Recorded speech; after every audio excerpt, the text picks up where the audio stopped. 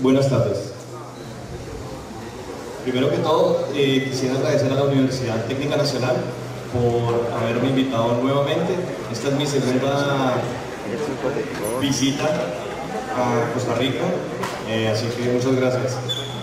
El título de mi presentación es, como lo dijo el ingeniero Guillermo, Bioseguridad como herramienta para la consolidación de la camaronicultura, énfasis en el EMS, síndrome de mortalidad temprana. Quisiera empezar con unos datos estadísticos del estado de la producción de camarón a nivel mundial. Básicamente tenemos a los 5 grandes productores de Asia, que son China, Tailandia, Vietnam, Indonesia e India. Aquí en esta figura ustedes pueden observar cuáles son los países en los cuales el EMS ha causado problemas de mortalidad. Como pueden ver aquí, Tailandia, Vietnam y asimismo, y China obviamente. Y pueden igualmente ver los países que no han sido afectados por el EMS, como son Indonesia e India. De hecho, la producción de Indonesia este año va a ser mayor que la de Tailandia. En el caso de Latinoamérica, los 3 grandes productores son Ecuador, México y Brasil. Igualmente ustedes pueden observar aquí a cuál país ha sido afectado por el EMS. Las producciones de Ecuador este año van a ser de 285.000 toneladas, lo cual es un valor bien importante.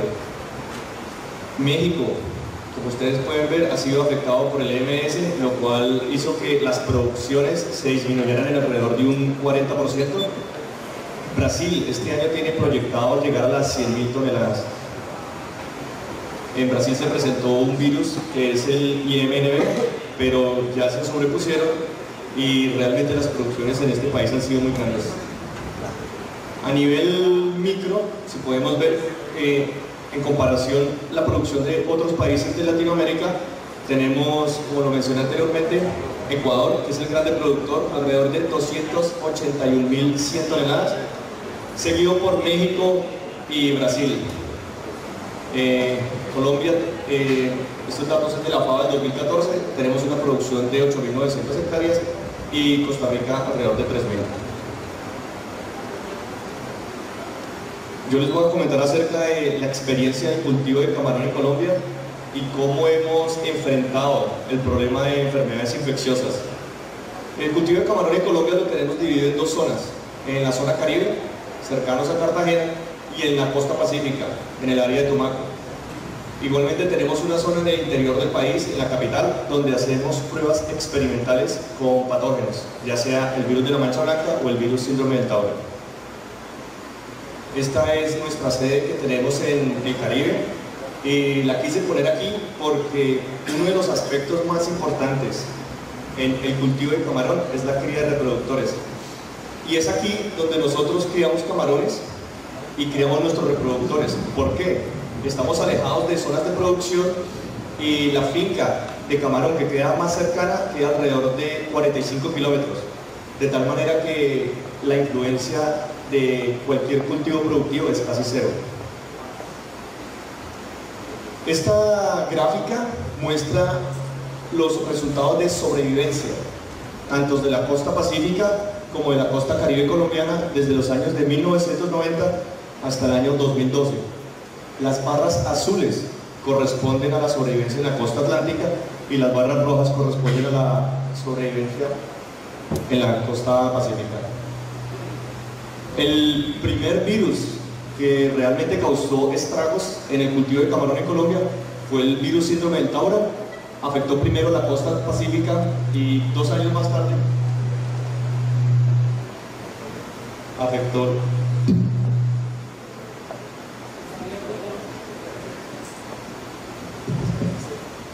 ¿Aló? Bueno, posteriormente en el año 1999 el virus de la mancha blanca afectó países latinoamericanos, incluyendo el Pacífico colombiano.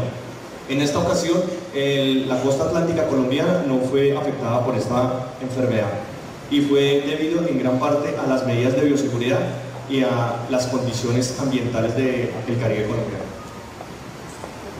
Este es el virus síndrome del Taura.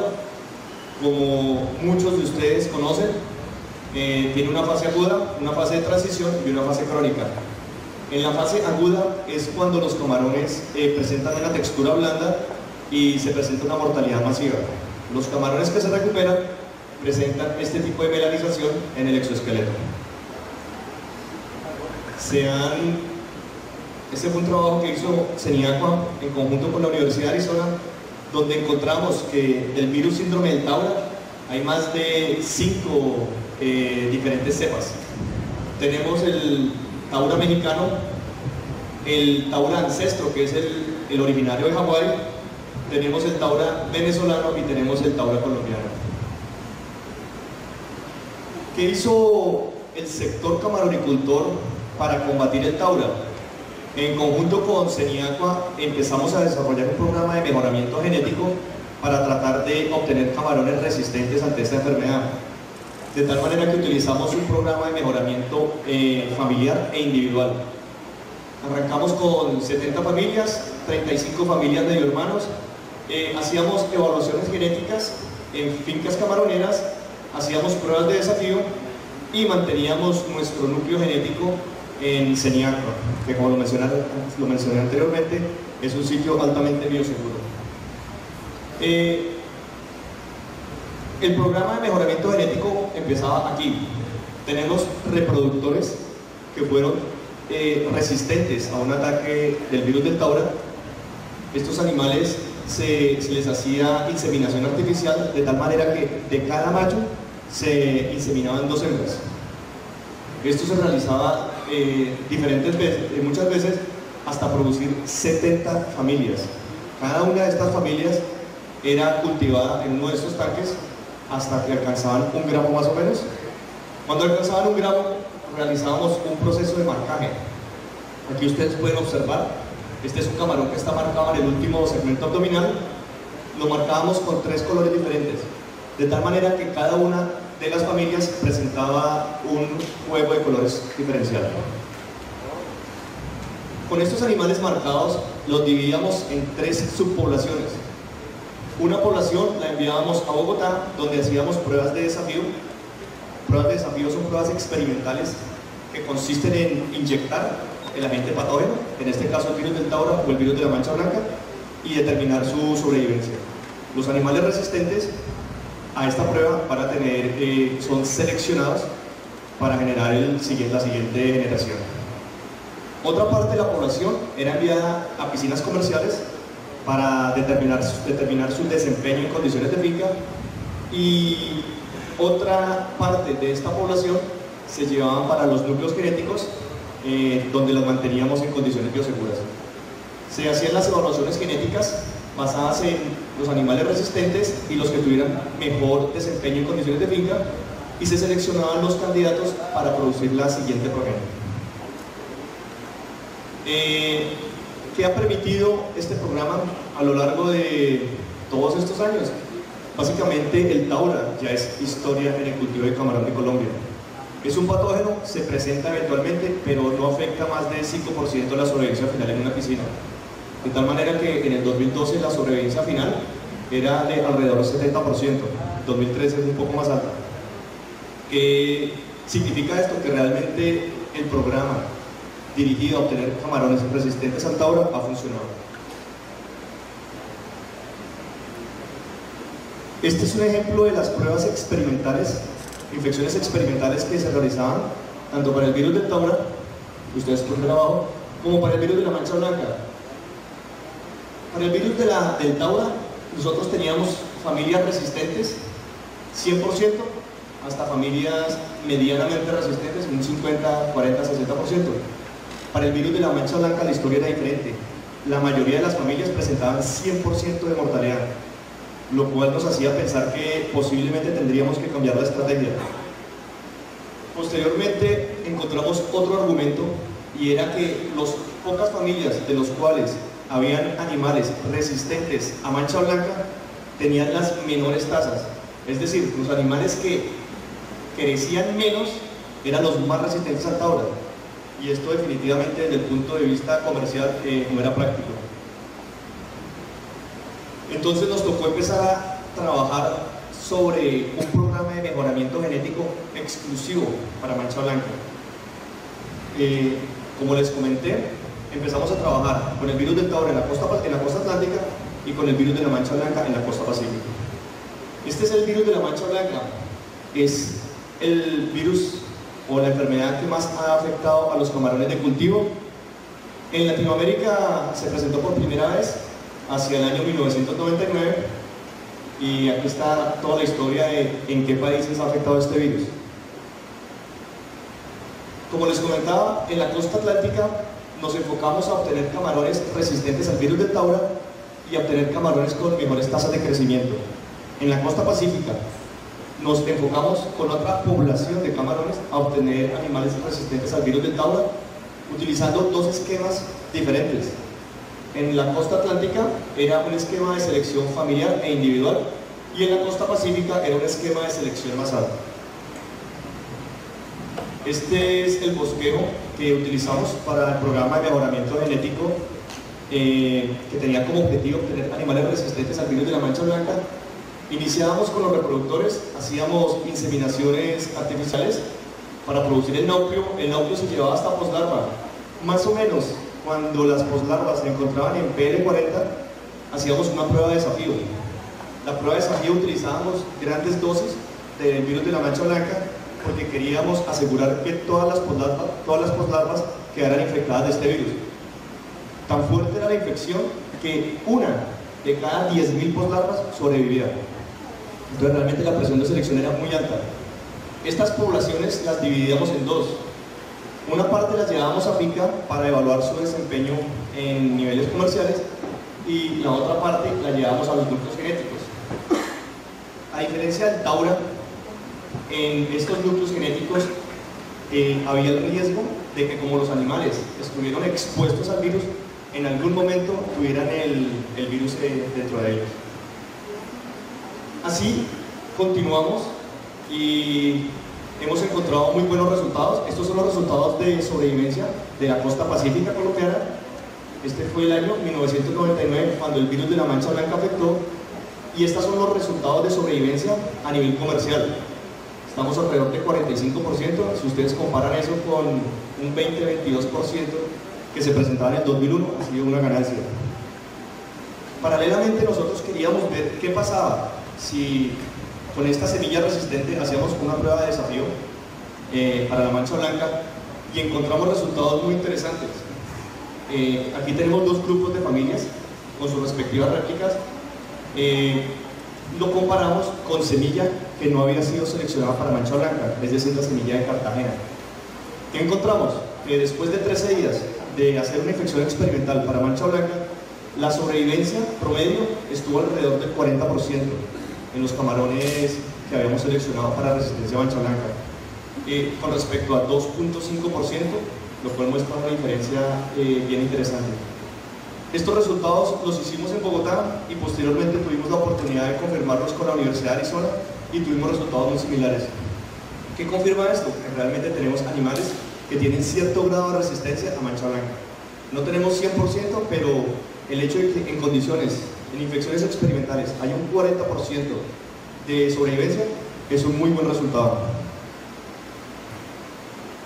¿Qué sigue? ¿Cuál es el siguiente riesgo para la camaronicultura de Latinoamérica?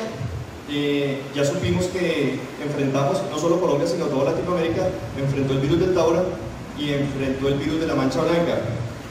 Definitivamente la enfermedad más importante hoy día en el cultivo de camarón en Latinoamérica y a nivel mundial es la enfermedad de la necrosis aguda del hepatopáncreas, mejor conocida como el síndrome de mortalidad temprana, y pues todos lo conocemos como el EMS. En esta gráfica ustedes pueden ver las primeras mortalidades se presentaron en China en el año 2009, posteriormente Vietnam en el 2010, Malasia en el 2011 y Tailandia en el 2012. Todos estos países presentaron inicialmente mortalidades inusuales y fue hasta el año pasado que se pudo confirmar cuál era el agente causal. Hasta el año pasado todavía habían estudios de doctorado donde decían que esto era debido a pesticidas que se utilizaban en el cultivo. Y pues ya les contaré. Esos han sido los países que han sido declarados positivos para el DMS. Aquí tenemos que sacar de la lista a India, que inicialmente confirmaron positivo para el DMS, pero hace 3 meses descartaron y definitivamente confirmaron que no fue DMS lo que tuvieron, fue otro tipo de virosis. Y esta es la lista de alerta. Son países, obviamente, vecinos a estos países, y aquí tenemos incluido, pues, definitivamente los países latinoamericanos. Y la razón es esta. Resulta que en abril del 2013, en el norte de México, en el Pacífico, en zonas de Nayarit, Sinaloa y Sonora, se presentaron mortalidades inusuales. Inicialmente se reportaron que era debido a mancha blanca, que era debido a taura, que era debido a vibriosis, y después se pudo confirmar que el agente causal era el que causaba la enfermedad del EMS.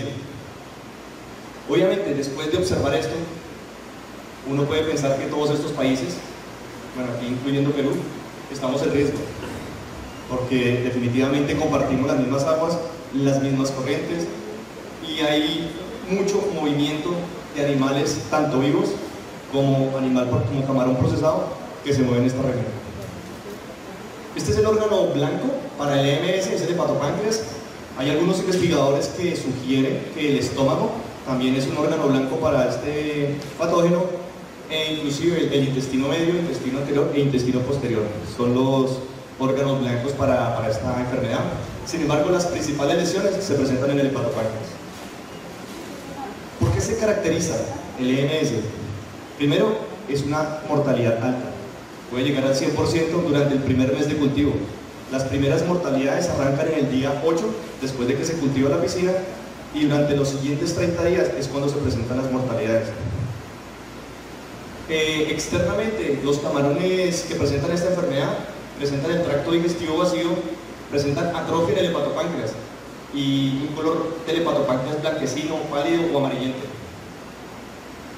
Esta es una foto de una cortesía de Miss Julie. Estuvo trabajando en China con el EMS, y esta era una de las piscinas en las cuales se presentó el EMS. Como ustedes pueden ver, la mortalidad es altísima y se caracteriza porque todos los camarones se mueren al mismo tiempo.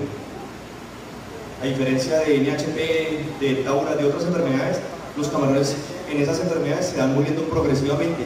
En el EMS la mortalidad es de un momento a otro.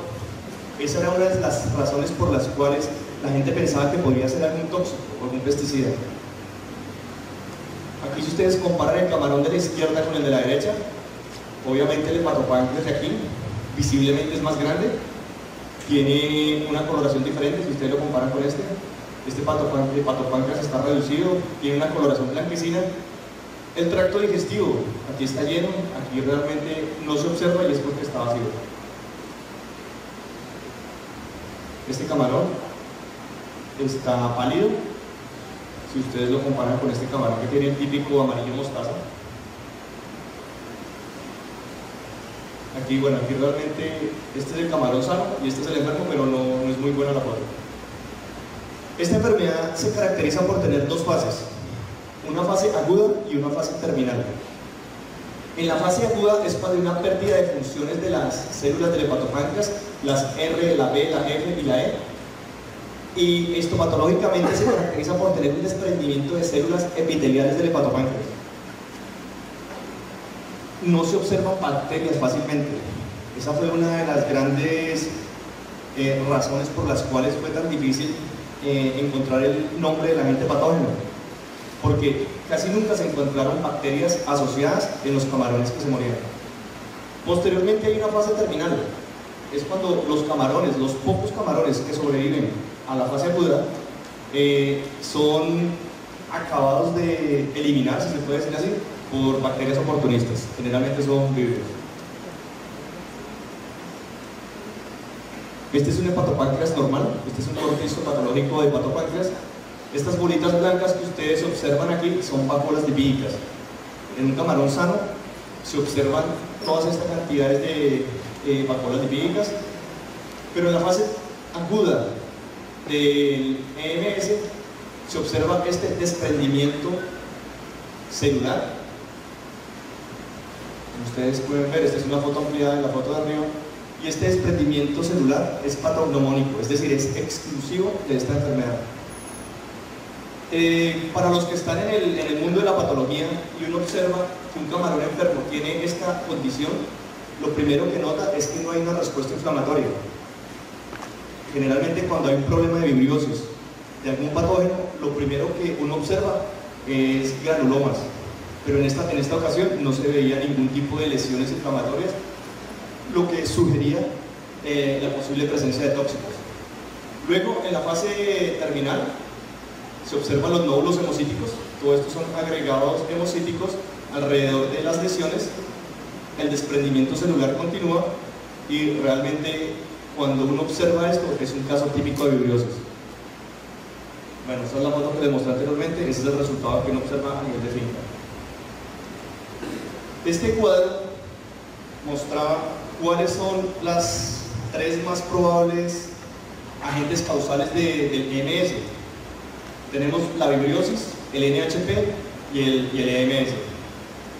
¿Cuál es la diferencia? Por el tipo de mortalidad. La vibriosis causa una mortalidad crónica, el NHP presenta una mortalidad crónica, pero en EMS la mortalidad es aguda. A diferencia de histopatología, se puede diferenciar claramente el EMS de la vibriosis y del NHP. ¿Cómo llegaron a determinar cuál era el agente causal? Pues inicialmente tomaron las bacterias que estaban asociadas a la mortalidad, las empezaron a cultivar en medio de cultivo para bacterias marinas. En este caso eso es TSB. Aquí no se observa bien, de tal manera que yo amplié. Metieron camarones por 20 minutos y posteriormente los metieron en un tanque y los dejaban a ver qué pasaba. Pues resulta que en 3-4 días se presentaba una mortalidad del 100%. Entonces hay 2 publicaciones diferentes en las cuales se encontraron los mismos resultados. Es decir, hay una mortalidad aguda y es del 100%. Estos son los signos típicos de los camarones que estaban infectados. Si ustedes comparan el color de este patopáncreas con respecto a este es de un camarón sano. Si ustedes ven la diferencia en el color, este está pálido, aquí está completamente con su coloración normal, y el tracto digestivo aquí se encuentra lleno, y aquí, como ustedes pueden observar, no hay ningún tipo de alimento. Como les mencionaba, no había ningún tipo de respuesta inflamatoria en los camarones expuestos experimentalmente al MS, y se logró determinar que era un vibrio parhemolíticos, el agente causal de esta enfermedad. ¿Cuáles son las características del vibrio parhemolíticos? Es una bacteria halofílica, es decir, que vive en ambientes marinos, necesita sal para poder crecer y multiplicarse regularmente. Es un anaerobio facultativo, está presente en altas concentraciones en fincas, laboratorios de cultivo de camarón. En todo el mundo, donde hay cultivo de camarón, habrá vibrio parhemolíticos. Y esto ha sido uno de los grandes problemas, ya que ha permitido que se detecten falsos positivos para la enfermedad. Esta bacteria se presenta en ambientes típicos de cultivo de camarón, entre 25 y 37 grados centígrados, y salinidades entre 10 y 30 ppt. Parhemolíticos perfectamente puede estar en 35 o 40 partes de salinidad. Tiene una tasa de crecimiento muy alta, y eso es un inconveniente cuando la gente quiere utilizar probióticos, porque realmente esta bacteria crece mucho más rápido que los probióticos. Otra de las características es que no utiliza la sacarosa como fuente de carbono. ¿Qué significa? Este es un medio de cultivo que se llama TCBS, para los que estén familiarizados con la parte de bacteriología, y los vibrios aquí pueden crecer de 2 colores, verdes o amarillos. Los que crecen de color amarillo es porque utilizan la sacarosa como fuente de carbono. Los que crecen de color verde, como es el caso del vibrio parhemolíticos, es porque no utilizan la sacarosa. De tal manera que la gente que ha hecho a nivel comercial están empezando a utilizar la melaza como fuente de sacarosa, asumiendo que si utilizan la sacarosa van a promover el crecimiento de estos vibrios amarillos, y tiene todo el sentido. Esta gráfica yo la adapté de un estudio que hicieron en Vietnam, porque querían ver cuáles eran las bacterias que estaban asociadas al EMS. Encontraron 134 especies de vibrios SP. de los cuales 117 eran vibrio parahemolíticos. Pero ¿qué pasa? No todos los vibrios parahemolíticos son causantes del EMS, que es un gran problema. De estos 117, solamente 16 eran vibrio parahemolíticos causantes del EMS. Esto lo confirmaron a través de una serie de primers y de pruebas de PCR específicas. ¿Cuál es la diferencia entre un vibrio parahemolíticos normal y el vibrio parahemolíticos causante del EMS? Hay paralelamente 4 o 5 estudios en los cuales han encontrado materiales extracromosómicos, que ellos los llaman, que básicamente son plasmidios. El vibrio parahemolíticos tiene 2 cromosomas. Aparte de esos 2 cromosomas, se han encontrado 4 diferentes plasmidios. Pues resulta que uno de esos plasmidios produce una toxina. Tiene un gen que codifica para una toxina. Y esa es la toxina que es secretada al medio de cultivo y es la que está causando la mortalidad tan aguda causada por el EMS. ¿Cómo determinaron y confirmaron que esto era una toxina? Se pusieron a crecer el vibrio parahemolíticos en un caldo, posteriormente centrifugaron y filtraron de tal manera que en el medio del cultivo solamente quedó el sobrenadante. Se aseguraron de que no había bacterias porque a partir de acá sembraron el TCBS y no hubo crecimiento. Pero muy seguramente si había alguna toxina iba a quedar en el medio. Efectivamente, inyectaron el sobrenadante y encontraron que los animales se morían nuevamente de EMS. Esta fue la manera en la cual llegaron a que era un vibrio parahemolíticos, pero que era un vibrio parahemolíticos que tenía estos plásmidos. No todos los vibrios parahemolíticos presentan estos plásmidos. ¿Qué ha hecho la gente? Están utilizando estos plásmidos, que realmente son los que están produciendo la toxina, para poder determinar e identificar el EMS. Ahora, ¿cómo se detecta el AHPNL o EMS? Diagnósticos presuntivos y diagnósticos confirmativos. El diagnóstico presuntivo inicialmente tiene que ser una mortalidad inusual en una finca, en un estanque, durante los primeros días de cultivo, y una mortalidad aguda. Si yo estoy en mi finca y yo veo que esto pasa, inmediatamente tengo que sonar el timbre, crear las alertas, porque es probable que pueda ser EMS. Ahora, por ejemplo, aquí en Costa Rica, que estamos cercanos a México, es posible que en algún momento esta enfermedad pueda llegar acá. ¿Cuál es el diagnóstico confirmatorio? Se utiliza la histología y el PCR. Con respecto al PCR, han habido bastantes problemas, y es precisamente porque inicialmente el PCR que se estandarizó detectaba vibrio parahemolíticos. Pues resulta que el vibrio parahemolíticos está en todo el cultivo de camarón. Posteriormente, hay un kit comercial que es el IQ2000. Hay una técnica desarrollada por el Dr. Flegel de Tailandia y hay una técnica desarrollada por la doctora Nuna de la Universidad de Arizona. ¿Qué es la ventaja? Que estos 3 juegos de primer diferentes detectan la toxina. ¿Cuál es la ventaja? Que esto me va a evitar en el futuro obtener falsos positivos.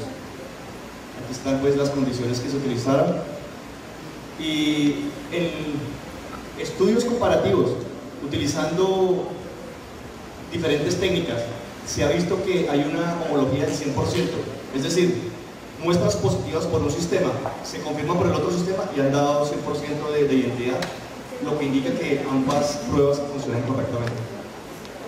¿Cómo se toma una muestra para PCR? Inicialmente lo ideal es tomar muestras o de estómago, de hepatopáncreas o contenido intestinal. Si yo tengo muestras de reproductores y no quiero matar los reproductores, yo podría utilizar un muestreo no letal a partir de heces. Se hace un enriquecimiento preliminar en caldo de triplicasa soya.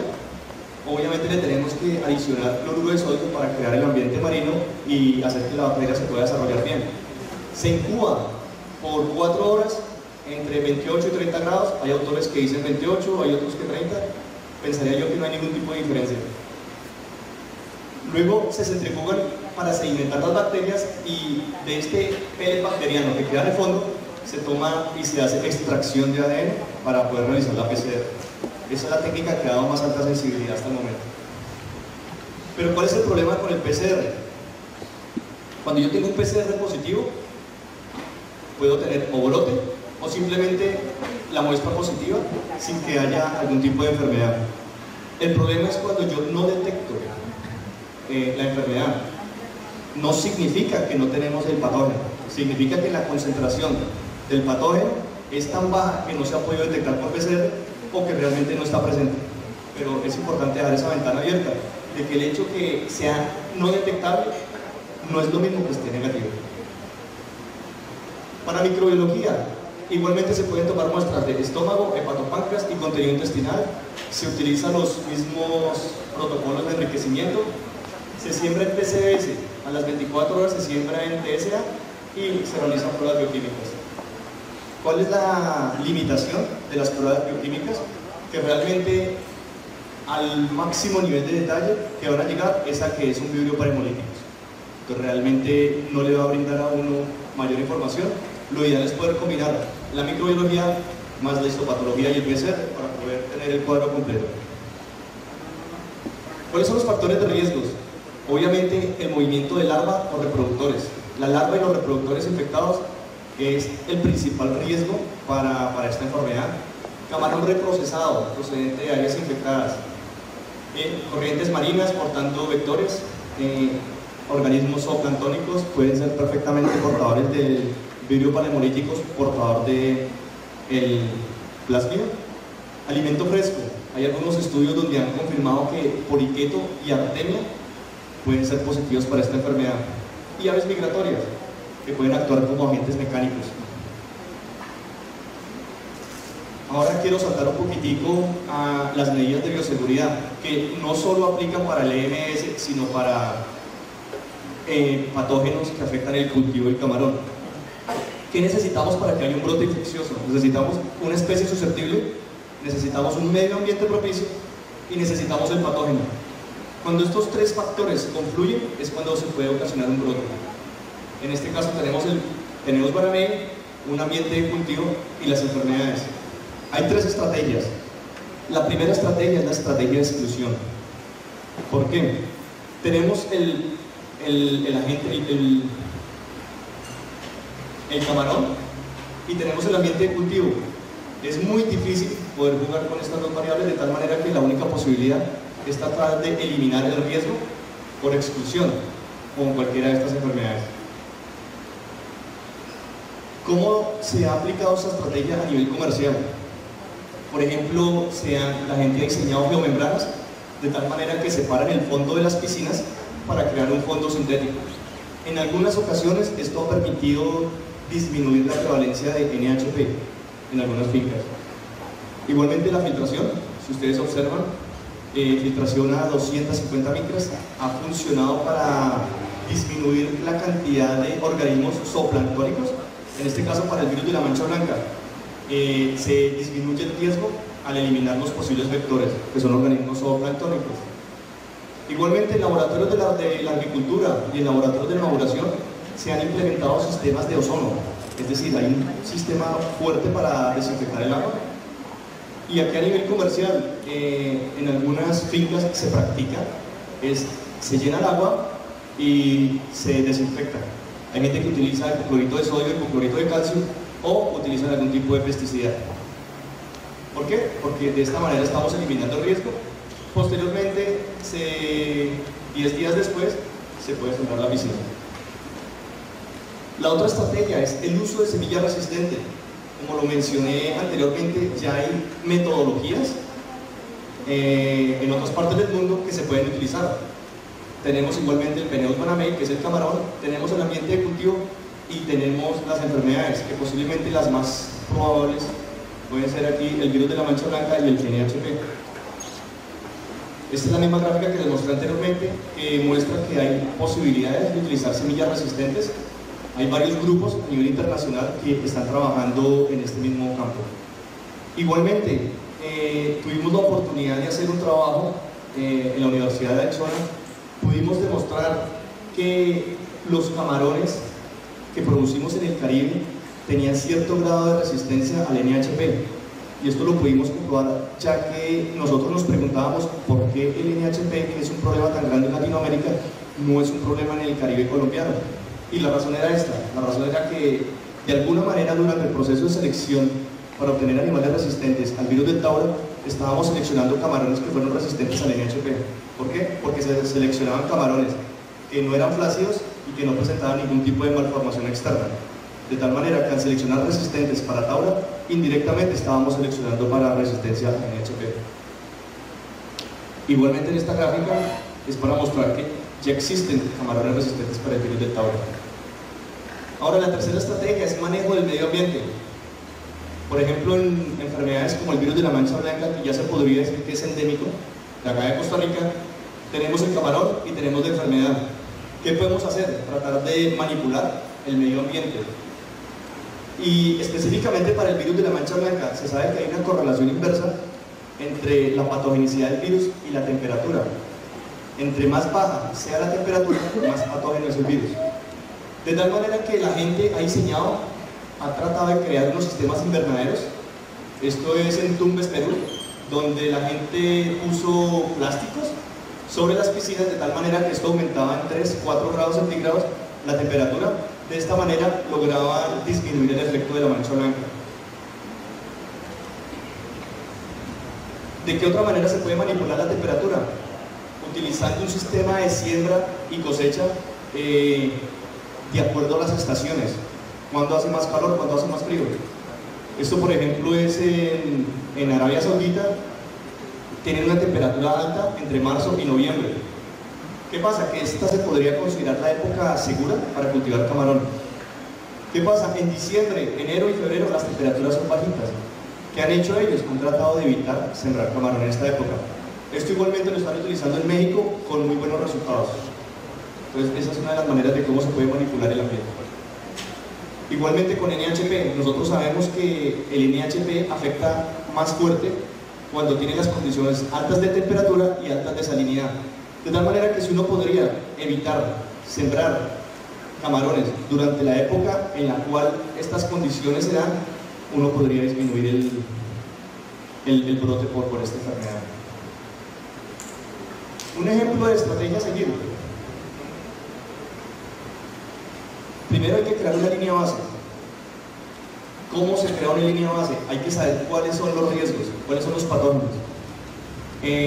¿Cuáles son los patógenos que afectan a la industria camarón?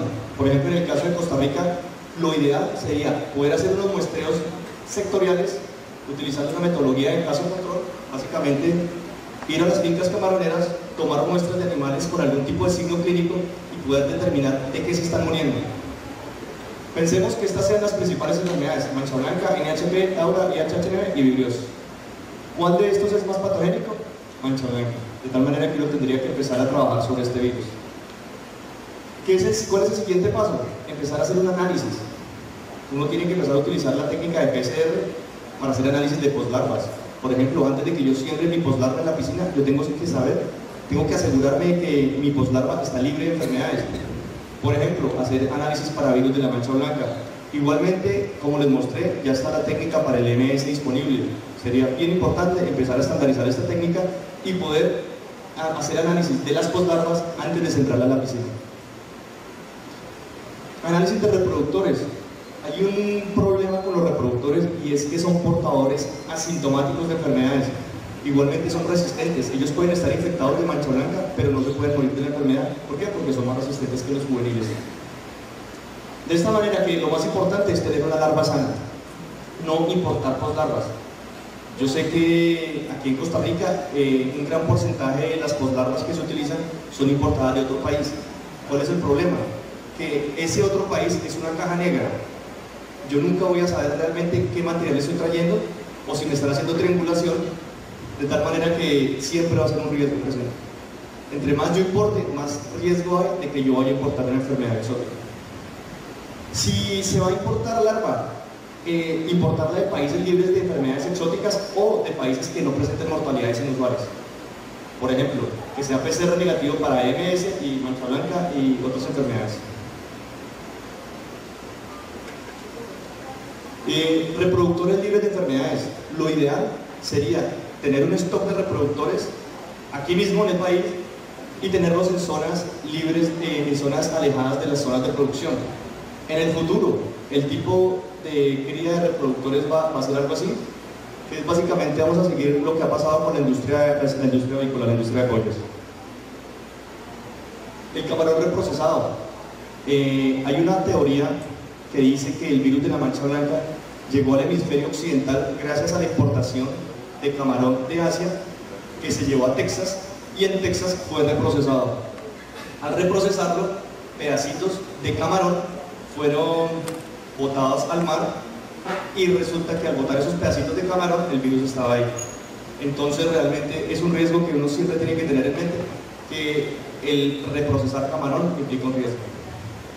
En el caso de que se quiera reprocesar camarón, ideal es que venga de países que no hayan presentado mortalidades inusuales o de países que no tengan enfermedades exóticas.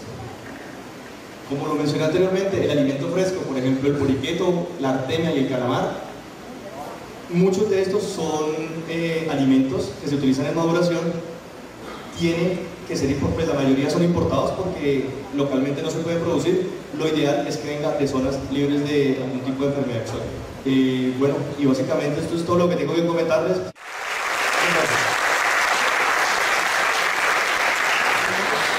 Vamos a proceder a darle toda la participación al doctor Arangulo. Universidad Técnica Nacional, sede del Pacífico de Atenas, extienden el presente reconocimiento al doctor Luis Fernando Laburen Caro por su valiosa colaboración como conferencista en el Seminario Internacional de Agricultura en Costa Rica, respectivas actuales.